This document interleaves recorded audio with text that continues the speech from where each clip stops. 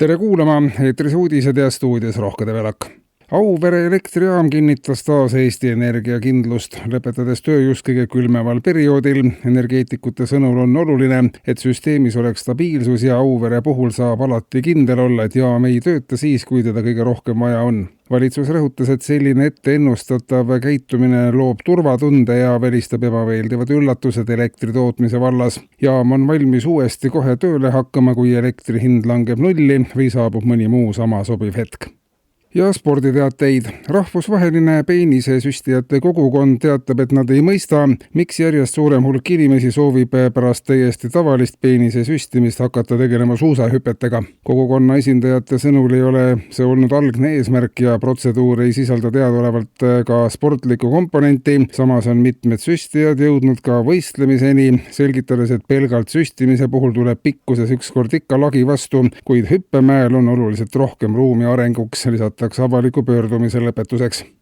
Eesti teadlased on aga välja töötanud uue mootorikütuse liigi. Alkoholi segamine kütusesse või ainult alkoholi kasutamine mootorikütusena on maailmas ammu läbi proovitud tehnoloogia, kuid uuenduslik on energiakandjana alkoholi aure välja hingava inimese kasutamine.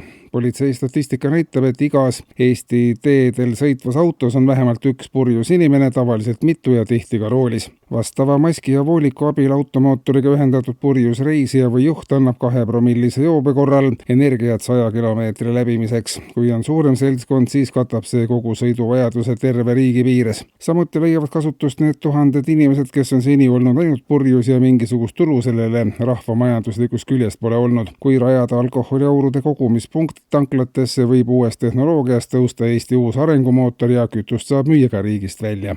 Ja tõsistel teemadel. Majanduspolitsei kahtlustab riigi elanikkonda kartellikokkuleppes.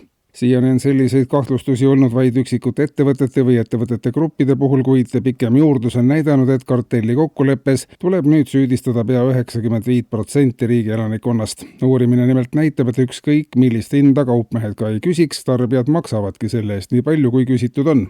Sageli on kuulda küll nurinat, et üks või teine asi on liiga kallis, aga ostmist jätkatakse ikkagi. Kogu elanikkonna ostukäitumisest on näha, omavahel ollakse kokku lepitud, et makstakse sellist hinda, nagu küsitakse ja kõik. Siiani ei ole maailma mastaabis veel täheldatud kogu elanikkonda haaravat kartellikokkulepet, mistõttu puuduvad ka seisukohad, kuidas sellise nähtusega võidelda.